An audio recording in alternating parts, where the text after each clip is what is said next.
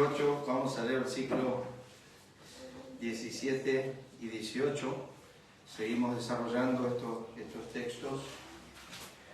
Dice así: si es que padecemos juntamente con Él. Y hemos hablado acerca de esa frase la semana pasada. Y estas dos frases obviamente se explican en el versículo 18. Si es que padecemos juntamente con Él, para que juntamente con Él seamos glorificados. Y la primera parte del texto, si padecemos juntamente con Él, está desarrollado en el versículo 18. Pues tengo por cierto que las aflicciones del tiempo presente, esa es la frase que asocia a si padecemos juntamente con Él.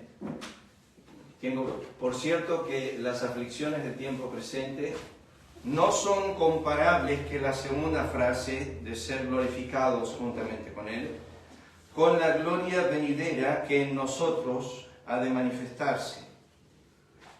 Algunos han asociado las aflicciones del tiempo presente al cuerpo externo, yo creo que más que eso, pero es parte de eso, y la gloria venidera asociada ahí en el texto es en nosotros ha de manifestarse. Muchos de los comentaristas hacen ese contraste entre el hombre exterior que se va desgastando, el interior que se va renovando de día en día. Dijimos la semana pasada que la palabra juntamente aparece dos veces en el Nuevo Testamento, un breve repaso. Una es aquí en Romanos 8:17 y la otra es en 1 Corintios 12:26, donde habla acerca de si un miembro sufre o padece, los demás se duelen con él, y habla acerca de la unidad del cuerpo. O sea que por ser de Cristo ya tenemos una participación en sus sufrimientos. Creo que hay épocas, porque esto está dentro de la Escritura mencionado en el texto. Vuelvo atrás un segundo para que lo puedan ver. Me estoy adelantando, pero dice Pablo, pues tengo por cierto que las aflicciones del tiempo, esa palabrita tiempo. Hay varias palabras para tiempo en la Escritura, pero dos muy abundantes. Una es cronos y la otra es kairos. Esta es kairos y tiene que ver con un tiempo específico. ¿Qué significa? Que hay épocas en la historia de la iglesia donde las aflicciones fueron más abundantes. Hubo un tiempo de persecución, un tiempo de aflicción. Durante todo el tiempo de la iglesia ha habido lugares en el mundo donde ese tiempo ha estado siempre presente, como también ha habido momentos donde la iglesia no ha tenido que sufrir tanto, que ha vivido como Pablo pide en oración en 1 Timoteo capítulo 2, en una circunstancia donde podamos vivir quieta y reposadamente, en una circunstancia de tranquilidad y paz, mientras que en muchos lugares del mundo ha habido las aflicciones del tiempo presente. Pedro utiliza esa misma palabra, las aflicciones, y la palabra kairos, o un tiempo, un momento de tiempo, para decir que las aflicciones de los creyentes que tenemos aquí en Argentina, la tienen los santos en todo el mundo.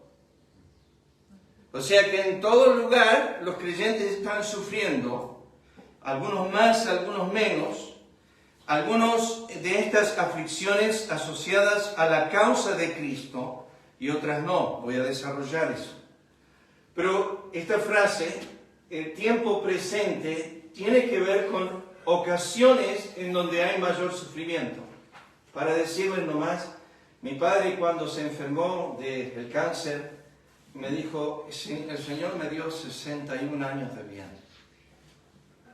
Y tengo ahora unos años de mal.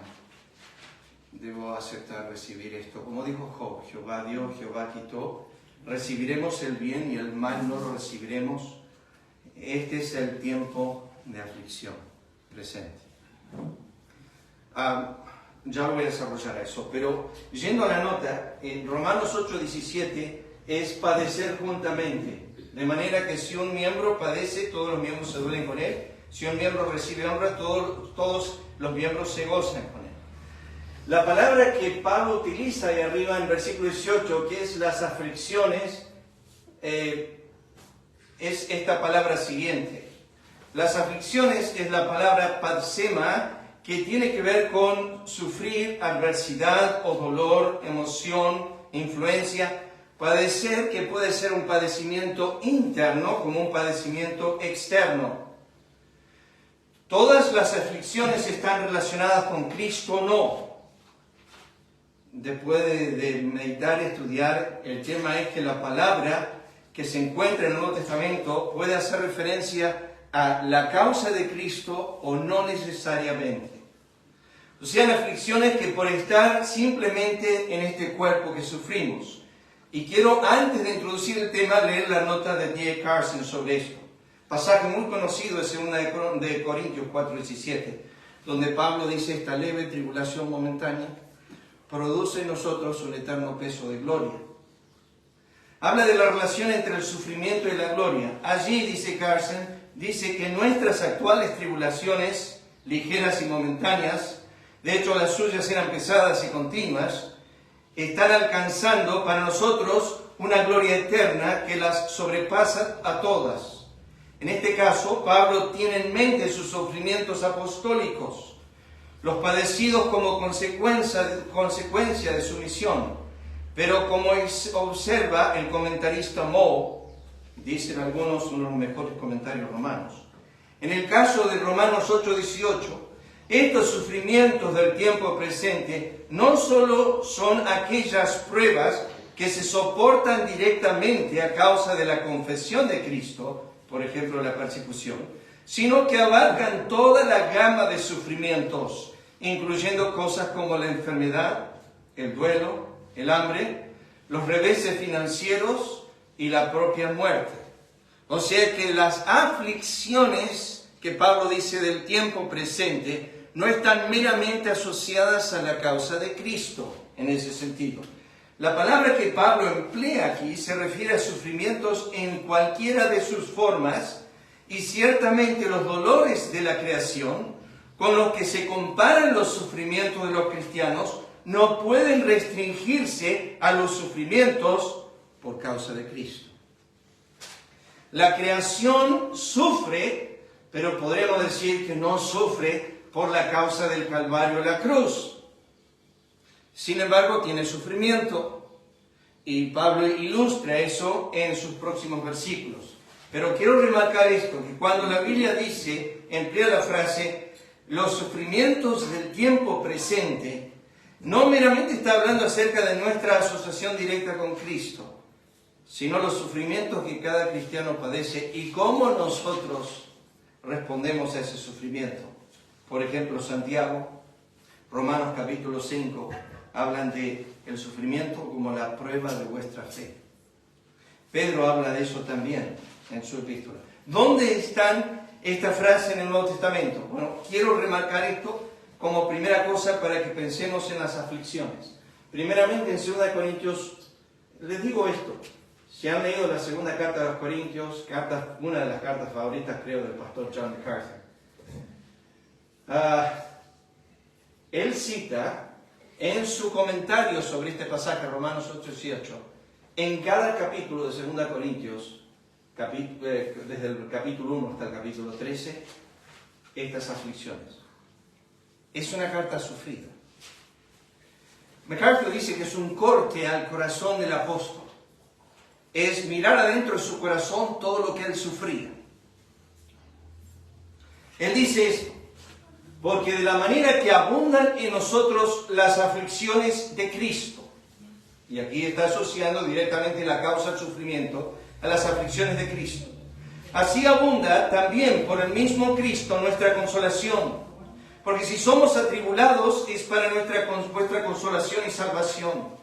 O si somos consolados es para vuestra consolación y salvación, la cual se opera en el sufrir las mismas aflicciones. Lo que está subrayado es la misma palabra griega en el Nuevo Testamento, que nosotros también padecemos. Y nuestra esperanza respecto a de vosotros mismos es firme, Pues sabemos que así como sois compañeros en las aflicciones, también lo sois en la consolación.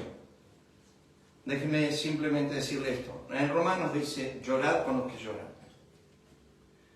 gozaos con los que se gozan. Esta participación de 1 Corintios capítulo 12, versículo 26, donde dice, se duelen juntamente con él, es una participación continua en los sufrimientos. Un hermano tiene alguna angustia, alguna aflicción, es un sufrimiento interno. Ya voy a ir ahí, pero déjeme simplemente adelantar. Y ese hermano quiere compartir su tristeza, quiere compartir su angustia.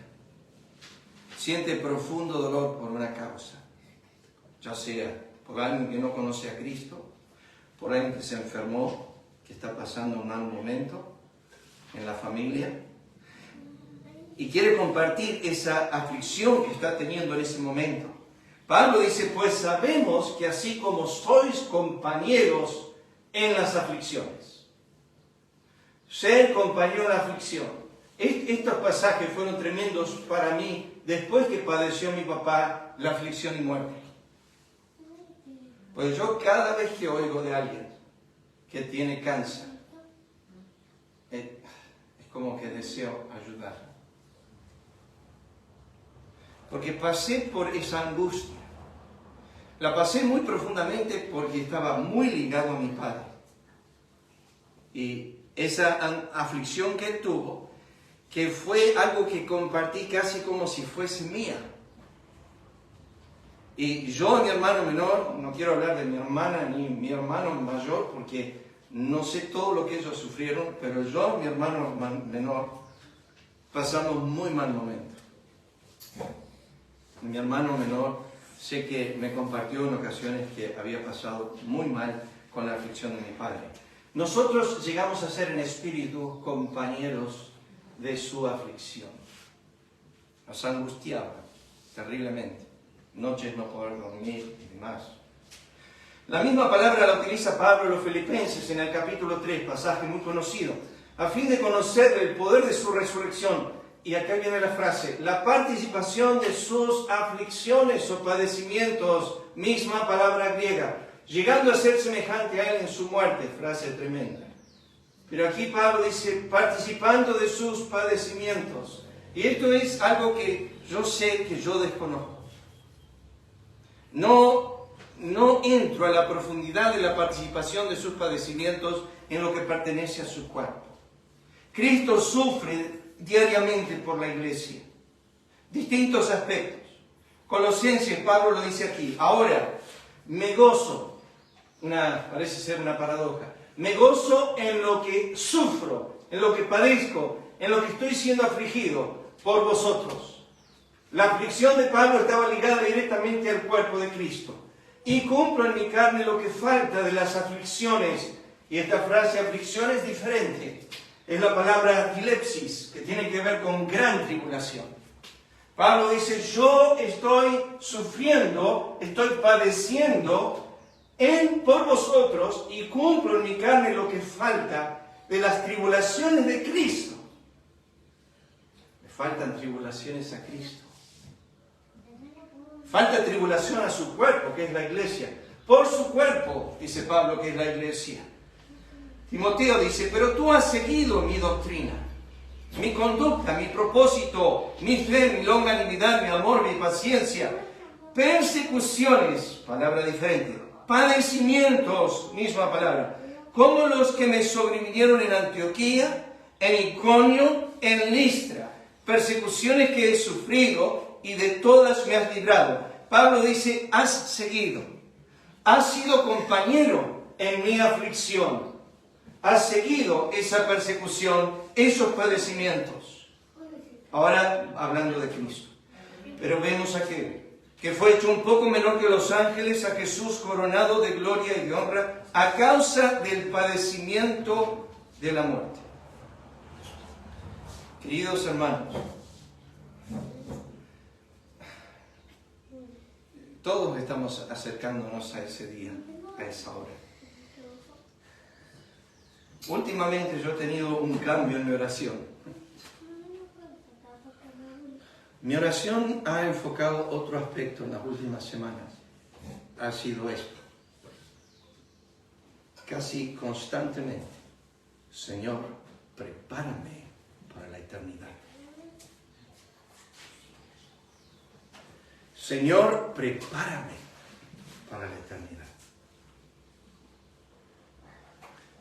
Se está aproximando. Yo estoy diciendo, Señor, no estoy preparándome para esa hora. Amós, capítulo 4. Prepárate para el encuentro de tu Dios. Esta mañana, otra vez ese sable, cada vez que leo ese capítulo 14 de Romanos. Cada uno dará a Dios cuenta de sí. Señor, prepárame para la eternidad. No quiero malgastar mi tiempo porque el tiempo que tengo en esta vida es insignificante al tiempo eterno. Dice, a causa del padecimiento de muerte, para que por la gracia de Dios gustase la muerte por todos. Porque convenía aquel por cuya causa son todas las cosas, y por quien todas las cosas subsisten, que habiendo de llevar muchos hijos a la gloria, perfeccionarse por padecimientos, misma palabra griega, aflicciones. Cristo tuvo que sufrir al autor de la salvación de ellos. Muchas referencias de eso. Escudriñando qué persona, dice Pedro, qué tiempo indicaba el Espíritu de Cristo que estaba en ellos, el cual anunciaba de antemano los sufrimientos de Cristo y las glorias que vendrían tras ellos. Cristo le dijo a la iglesia, en el mundo tendréis aflicción. ¿Por qué sorprendernos de eso? En el mundo tendréis aflicción, pero confiad, yo he vencido al mundo. Sino gozaos, por cuanto sois participantes de los padecimientos de Cristo, para que también en la revelación de su gloria os gocéis con gran alegría. Ruego a los ancianos que están entre vosotros, y esta frase, como me gusta de Pedro, yo anciano también con ellos y testigo de los padecimientos de Cristo. De lejos. ¿Recuerdan cómo seguía Cristo? Él lo seguía de lejos. Pero testigo de los padecimientos de Cristo. Al cual resistid firmes en la fe, sabiendo que los mismos padecimientos se van cumpliendo en vuestros hermanos en todo el mundo. Porque a vosotros os es concedido a causa de Cristo. Y esta palabra es una raíz es raíz de esta palabra. No solo que creáis en Él, sino que también padezcáis por Él. Pero vosotros, hermanos, vinisteis a ser imitadores de las iglesias de Dios en Cristo Jesús que están en Judeas. La pregunta es ¿cómo? Fíjense cómo. Pues habéis padecido de los de vuestra nación las mismas cosas que ellas padecieron de los judíos. La forma en que ellos llegaron a imitar, los tesalonicenses, a las iglesias de Judea, era en el sufrimiento. Eran compañeros en el sufrimiento. Padecieron juntos lo mismo. Pedro, por esto merece aprobación si alguna causa de la conciencia delante de Dios. Ustedes saben que la carta de Pedro es una carta que habla del sufrimiento, de los expatriados, de la dispersión. Está hablando de los judíos que están por todo el mundo y están sufriendo. 12 veces Pedro utiliza esta palabra, padecimiento. Esto merece aprobación si alguno a causa de la conciencia delante de Dios sufre molestias, padeciendo injustamente, porque qué gloria es si pecando sois abofeteados y lo soportáis. Mas si haciendo lo bueno sufrís, es padecer y lo soportáis. Esto ciertamente es aprobado delante de Dios. Pues para esto fuisteis llamados, porque también Cristo padeció por nosotros, dejándonos ejemplo para que sigáis sus pisadas. Siempre me admiro que hay que imitar a Cristo en hacer milagros y demás. La Biblia nunca dice nada de eso, hermanos. La Biblia nunca dice que tenemos que producir un ciego que vea, o un sordo que oiga, o un paralítico que ande, o resucitar un muerto. Pero sí lo que la Biblia dice es que nos dejó un camino a seguir su ejemplo, y es el camino del sufrimiento. Es el camino del sufrimiento. Quien cuando le maldecían, dice la Escritura, no respondía con maldición cuando padecía. Salmo 69, una descripción tremenda de esta. Las injurias han quebrantado mi corazón, dijo él. estaba en el Calvario y tenía un ladrón en la cruz que lo estaba maldiciendo, el otro que se estaba arrepintiendo, y él en el centro del Calvario sufriendo, padecía. No hablamos de simplemente el sufrimiento físico, porque Salmos 22 es la descripción del sufrimiento físico. Salmo 69 es la descripción del sufrimiento interno. Dos sacrificios, uno que se metía en el horno y otro que era expuesto al altar de bronce. Uno que no se veía lo que estaba sufriendo. Y Salmo 69 nos expone el horno de su aflicción, el corazón interno que padecía. Pero dice más también, si alguna cosa padecéis por causa de la justicia, bienaventurados sois. Por tanto, no os amedrentéis por temor a ellos ni os conturbéis, porque mejor es que padezcáis haciendo el bien, si la voluntad de Dios así lo quiere, que haciendo el mal. Mas el Dios de toda gracia, lo cantamos, que nos llamó a su gloria eterna, Jesucristo, después, tiempo, caídos, que hayáis padecido un poco de tiempo. No dice cuánto. Vamos a ir ahí. Pero esto es a modo de introducción. Después que hayáis padecido un poco de tiempo, Él mismo os perfeccione, afirme, fortalezca y establezca. Es necesario, comienza Pedro la carta en el capítulo 1, versículo 6, diciendo, es necesario que se ha llevado que la prueba de vuestra fe, para que sea hallada en alabanza, gloria y honra, cuando sea manifestado Jesucristo. Yo me pregunto de mí mismo, si fuese probado como Pablo, o como los mártires de los primeros 100 años de la iglesia, los primeros 300 años, Cristo le dijo a la iglesia de Esmirna, la iglesia sufrida, no temas en nada lo que vas a padecer. ¿Sabía? Sí. Se lo anunció de antemano. ¿Le cambió el rumbo? No. La dejó sufrir. La llevó por el sufrimiento. Dejó a los amigos de Daniel entrar en el horno. Dejó a Daniel ir al foso. El Señor los libró en el fuego. Los libró en el horno, en el foso de los leones. No de él, sino en. Mostró su poder en el fuego, mostró su poder en el foso de los leones. El Señor mostró su poder a Israel cuando Faraón con todo su ejército venía. Mostró su poder. Y en ese momento parecía que estaban hombres muertos. Y sin embargo, era imposible para ellos. Era imposible, eran insuficientes contra la pared del océano y contra el ejército egipcio. Y sin embargo, Dios dijo a Moisés, dile que marche. No dice, no, vamos a morir todos ahogados. Y vino un recio viento y abrió el mar y puso dos paredes. Y Dios puso tinieblas en el ejército de egipcio y luz. En ese momento era imposible. Después que hayáis padecido poco tiempo. Ahora, vuelvo a esto porque mientras estaba meditando en esto esta semana, anoté algunas cosas necesarias. Los sufrimientos por causa de su cuerpo. Ustedes se acuerdan, yo leí estos versículos, no los voy a leer de nuevo. Pero anoté estas cosas. Y quiero que piensen en esto. ¿Cuánto participas de sus sufrimientos en la iglesia que es su cuerpo? Bueno, seguramente has pensado en esto. Sufrimos soportando a los débiles. Romanos 14, 15. Es interesante cuando llegas a Romanos 15, versículos 1, 2 y 3, que dice, no agradándonos a nosotros mismos. Difícil. Yo muero, pero él no. A veces uno se pregunta, ¿por qué yo siempre tengo que ceder? ¿Por qué yo siempre tengo que morir? ¿Por qué yo siempre tengo que negarme? ¿Por qué ese hermano puede hacer lo que quiera y yo tengo que agachar la cabeza? Sufrimos soportando. Sufrimos deseando ver a Cristo formado en otros. Gálatas 4:18. Pablo dijo, hijitos míos, por los cuales vuelvo a sufrir dolores de parto hasta que Cristo sea formado en ustedes. Era evidente que ellos no eran así.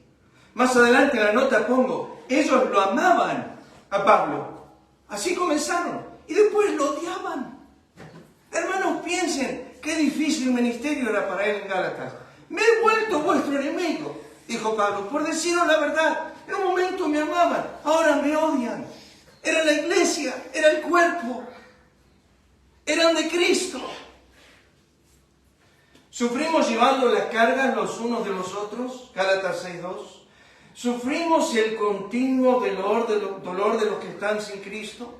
¿No les parece una paradoja extraña? En Filipenses Pablo dice, gozaos en el Señor siempre, gozo, gozo, gozo, continuamente gozo en lo que padezco, pero en Romanos dice, tengo continuo dolor. ¡Dolor! Tengo continuo dolor. Y no sé si les pasa, pero uno camina durante el día, la semana, y de repente le vienen algunos pensamientos. Nosotros tenemos 4 nietas preciosas, pero tengo continuo dolor por ellas. Porque ni una, hasta donde sabemos, conoce a Cristo. Y desde que nacieron son preciosas para nosotros, pero ya me puso el corazón con dolor, porque son pequeñas pecadoras y necesitan a Cristo, y yo estoy orando por sus almas. Continuo dolor, y tienes hijos, y tienes cónyuges, y tienes a tíos y primos y abuelos, y tienes continuo dolor. Pablo dijo, esto no se me va, no se me va, tengo continuo dolor. Persiste conmigo continuamente. Puedo sonreír con Timoteo, puedo llorar con la iglesia, pero tengo un dolor que no se me va, que está ahí siempre. Anote esto, aquí menciono a Pablo. Los trabajos aparentemente en vano. Gálatas 4. Pablo dijo, sé que he trabajado en vano en vosotros. Los menosprecios, los corintios, los gálatas. Las acusaciones, terribles acusaciones de los corintios a él. Las indiferencias cuando estaba con hambre, sed, desnudez, no supieron ayudarlo. Dijo, cuando yo estuve en necesidad, la única iglesia que me ayudó fueron los filipenses. Las frialdades de las iglesias, las contiendas entre hermanos. Pablo sufrió mucho en Corinto. Las disensiones, la falta de perdón. Pablo dijo, perdonadle, la falta de amor, aunque amando más sea amado menos. La búsqueda de lo mío sobre lo de otros. Los abandonos. Oh, Pablo sufrió abandonos terriblemente. ¿Cuánto hay de esto en la Escritura? La falta de preocupación en su ministerio. No de él, pero hacia él. Sufrimos nuestras debilidades, nuestros continuos pecados, nuestras luchas, nuestras insuficiencias, nuestras carencias en la oración, en la lectura, en la evangelización, los tiempos perdidos, malgastados, desaprovechados, los tiempos de aparente inutilidad. Sufrimos errores en nuestros juicios de otros, como Pablo con Juan Marcos. Parece una vida sufrida, pero no me sorprende porque la Biblia dice de Cristo que era un varón de dolores, experimentado en quebranto. Sufrimos de ser amados a ser aborrecidos, Pablo con los Gálatas. Nada de lo mencionado hasta esta hora. En este párrafo lo podemos ver, lo podemos ver en Cristo crucificado. Es impresionante cuando estudias la cruz, cómo ves todo esto que Pablo está desarrollando. La ingratitud, la injuria, el abandono, el mal por el bien, el odio por el amor, la abundancia de él por la escasez. Él llovió sus bendiciones sobre Israel y cuando tuvo sed no supieron ni traerle un poco de agua. El llegar a ser semejante a él en su muerte es la meta más alta en la cercanía de Cristo en esta vida, la cual Pablo deseaba. Él dijo, llegando a ser semejante a él en su muerte. La otra frase que Pablo utiliza, y bajo un segundo al texto, para que lo vean de nuevo al versículo, Pablo dice esto. Si padecemos juntamente con él, para que juntamente con él seamos glorificados, dice esto, pues tengo por cierto que las aflicciones, y aquí viene la frase, del tiempo presente. Aflicciones del tiempo presente. Y voy a ir ahí. ¿Alguien me puede decir qué hora es? Porque yo no puedo ver la hora aquí. 11 y 46. Bueno, quedan unos minutos. Perdón.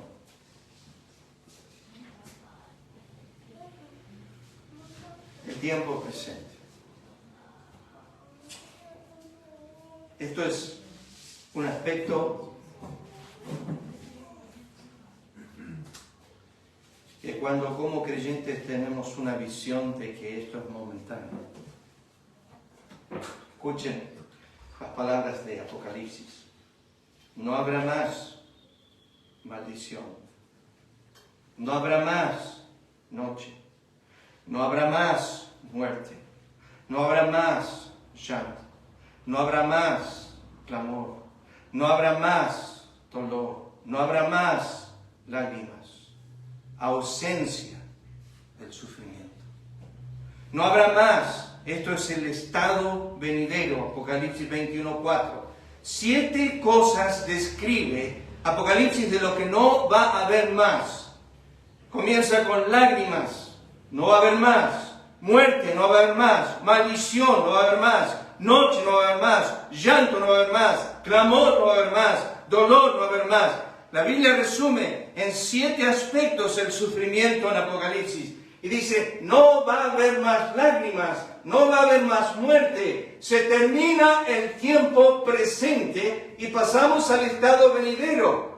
Y ese estado es eterno. Y siempre me recuerda a la señorita de Ezeiza, Ivana, que su aflicción duró 5 años.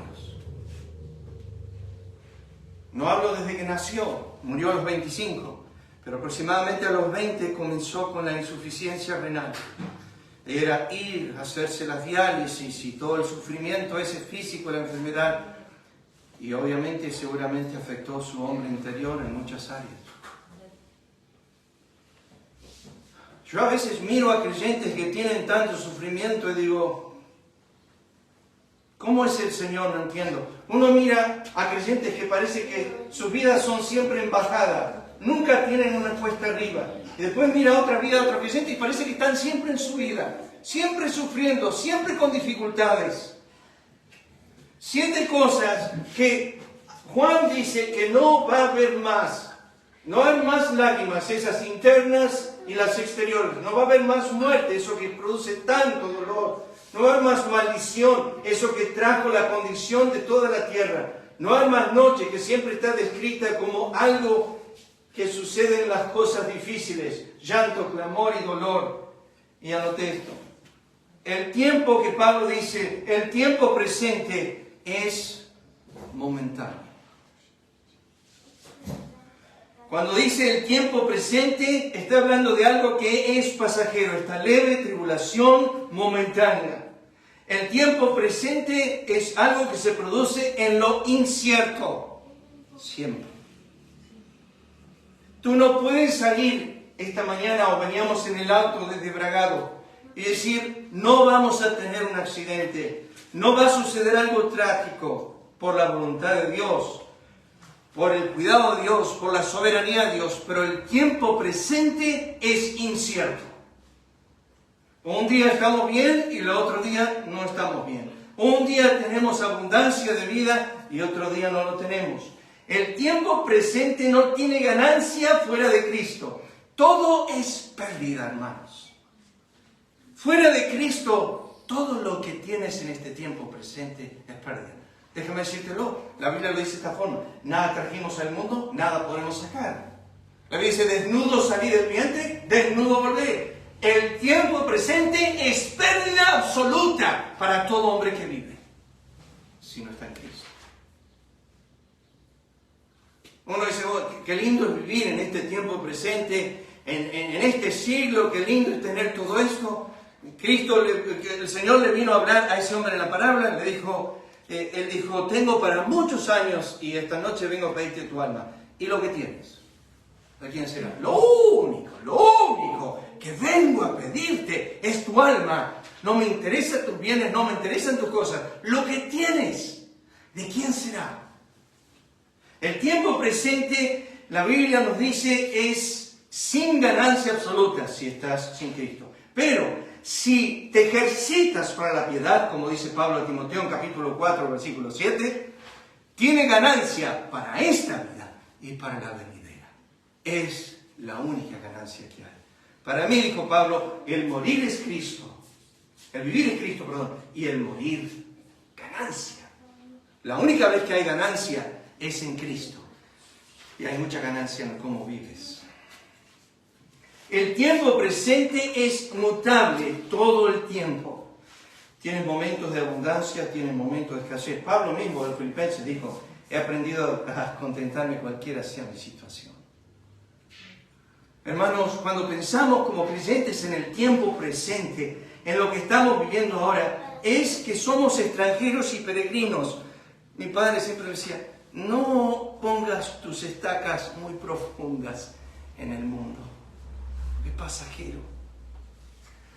El tiempo presente, lo han oído esto otras veces, es el único gozo del impío y es el único sufrimiento del justo. No va a haber más sufrimiento después. Y para el impío no va a haber más gozo. Como eso Isaías capítulo 3 dice, decirle al impío que le irá mal. Y luego dice, decirle al justo que le irá bien. Futuro. Tenemos un montón de tiempos buenos cuando estamos en el tiempo presente. Pero el único gozo del impío será este tiempo presente. Algunos han dicho, el único infierno que va a vivir el justo es la tierra y el único cielo que va a conocer el impío es la tierra.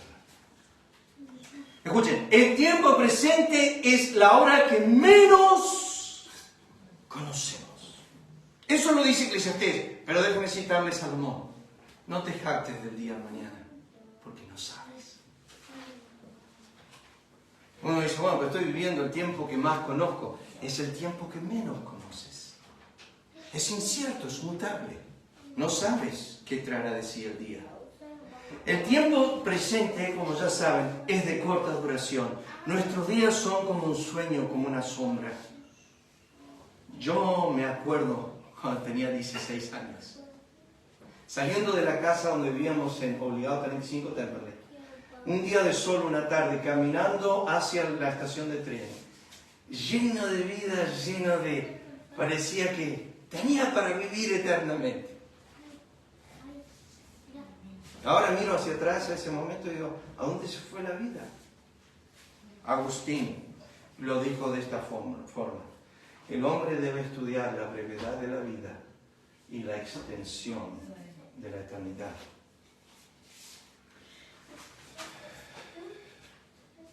Pensé que lo había borrado, pero parece que no. La siguiente frase. No son comparables con la gloria venidera que en nosotros ha de manifestarse. Esta es la segunda parte del texto. La primera es, Pablo dice, las aflicciones son del tiempo presente. No van a avanzar más que eso. Las dificultades son del tiempo presente. Pero ahora, examinando la eternidad, mira el tiempo presente. Poniendo los ojos a la luz de la gloria, examina el peso de un sufrimiento. Esto es lo que va a hacer Pablo. Pone en balanza, esa balanza que se llama digna, poner 1 kilo de pan y una pesa que equivale a lo mismo, que se llama dignidad. Ahora Pablo va a decir, no se comparan, no son comparables. Y la palabra incomparable es la palabra griega utilizada muchas veces en el Nuevo Testamento, que es la palabra dignidad. No es digno de ser comparado con la gloria venidera que en nosotros ha de manifestarse. Pero, estudiando este tema, me di cuenta que solo 3 veces en la Biblia aparece la frase no comparable.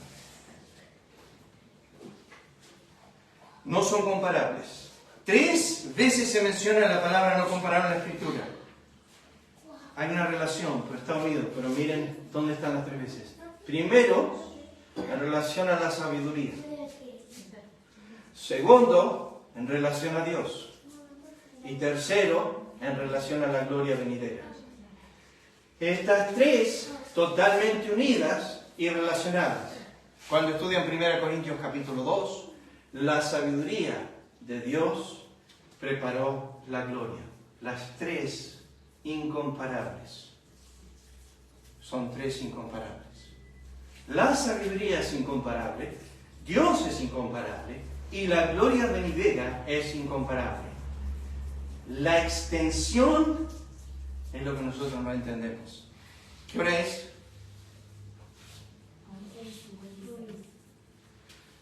Voy a leer esto nomás y vamos a desarrollar la sabiduría que es incomparable. Proverbios capítulo 3. Bienaventurado el hombre que haya la sabiduría, que obtiene la inteligencia. Su ganancia es mejor que la ganancia de la plata, sus frutos más que el oro fino, más preciosa es que las piedras preciosas, y todo lo que puedes desear, y acá viene la frase, no se puede comparar a ella. Yo quiero que ahí entra un montón de cosas en esa frase, todo lo que puedes desear. Supongamos que deseas todo el mundo. No se puede comparar a la sabiduría. Todo el dinero del mundo no se puede comparar. Todo el oro del mundo no se puede comparar. Todo el placer del mundo no se puede comparar. O sea, no hay nada en este mundo que tú puedas pensar que, wow, puedes llegar a igualar a la sabiduría que Dios ha provisto. No se puede comparar. Comienza con que largura de días está en su mano derecha. Largura de días tiene que ver con la eternidad. En su izquierda, riquezas y honra, que son las riquezas eternas, conforme a Proverbios capítulo 8. Sus caminos son caminos deleitosos, Salmo capítulo 16. Todas sus veredas paz. Ella es árbol de vida a los que de ella echan mano, y bienaventurados son los que la retienen. ¿Entiendes un poco de esto? Empiezas a entender cuando un hombre está muriendo en su necedad. Job, le había dicho a Mauro si quería leer Job capítulo 28 y pensar en algo de lo que iba a compartir.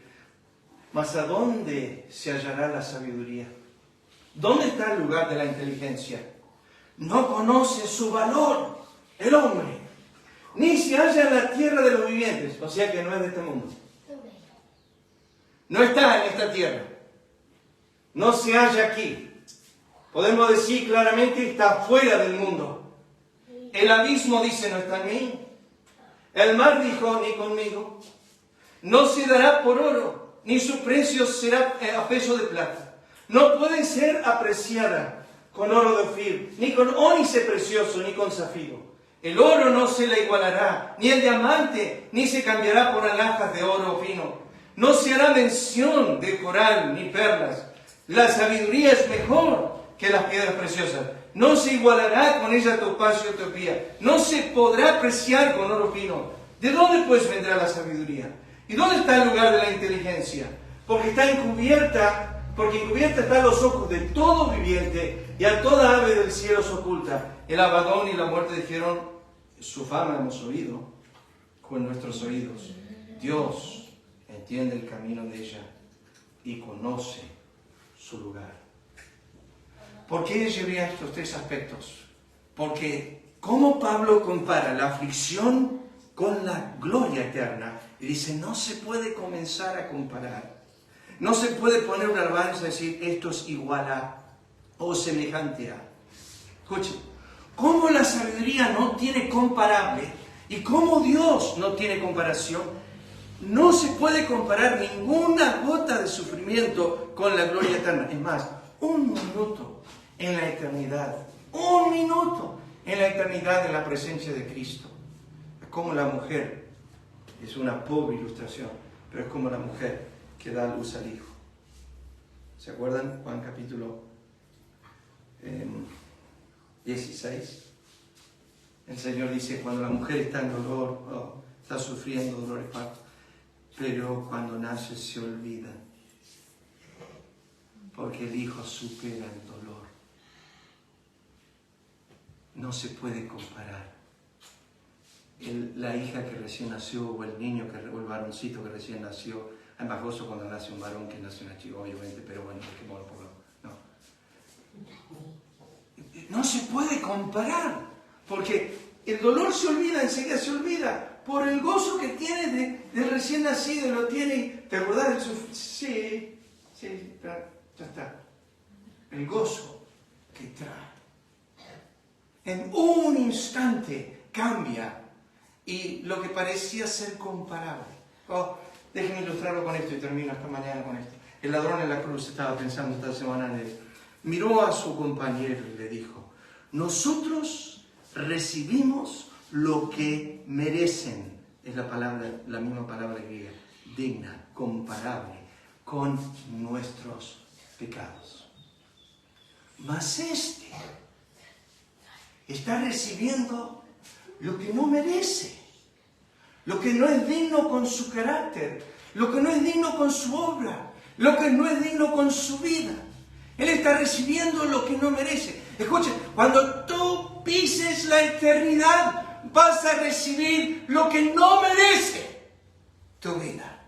Lo que no mereció por un momento, lo vas a tener eternamente.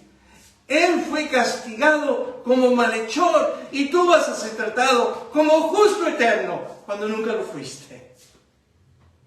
Sí, hay una justicia que Dios te otorga por causa de Cristo, pero lo que tú recibes es conforme a su dignidad, no la tuya.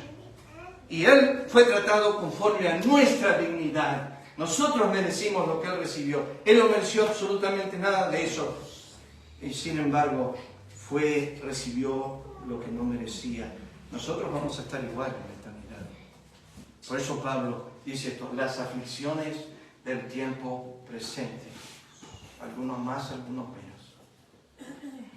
Las aflicciones del tiempo presente no son comparables. No se puede medir, no se puede poner una balanza. No se puede. Si tú puedes esta semana comparar a Dios con algo, el que hizo la célula, el que hizo el oído, el que hizo el ojo, el que hizo el cerebro, el que hizo el corazón, el que hizo los pulmones, el que hizo el hígado, que tiene al menos 500 funciones, el que hizo las cosas microscópicas y las cosas impresionantes de grandes como las galaxias. Y todo eso que hizo es un destello de su sabiduría, algo pequeño. David lo dijo de esta forma: los cielos cuentan la gloria de Dios y el firmamento anuncia la obra de sus manos. Día y día y noche a noche declara ¿qué cosa, clase? Sabiduría. Es incomparable. Miramos los cielos y decimos, ¿con qué lo podemos comparar? Miramos la galaxia y decimos, ¿con qué? Es incomparable. Y esto es algo ínfimo en esa sabiduría eterna, la cual vino desde la creación del hombre, la creación del universo, a la cruz misma, porque la cruz es llamada la sabiduría de Dios. La creación es la sabiduría de Dios, la cruz es la sabiduría de Dios, y la iglesia es la multiforme sabiduría de Dios. Es incomparable. No hay forma de comparar esta sabiduría. Pero si tú puedes compararme a Dios con algo, hacerlo semejante, igual, parecido a algo, como hicieron los hombres, como hizo Aarón con el becerro, lo que sea, si tú puedes compararlo con algo, no puedes. Dios habita en una soledad absoluta, es incomprensible. No podemos empezar a entenderlo. Me volvieron a celos, dice Dios en Deuteronomio, con todo lo que no es Dios. Existe un solo ser llamado Dios y los demás no somos nada. Él es todo. No es comparable. De esa misma manera, en un momento, tus sufrimientos, al momento de entrar a la gloria, van a pasar a ser insignificantes. Ahora duele, y no estoy diciendo que no duele. Ahora sufres, y no estoy diciendo que no sufres. Y parecen ser insoportables a veces. Pero la luz de la gloria venidera no tiene peso alguno. Vamos a orar. Padre, gracias te damos por esta mañana de resurrección, por poder comenzar a pensar sobre esta frase. No son comparables con la gloria venidera que en nosotros ha de manifestarse. Bendice tu palabra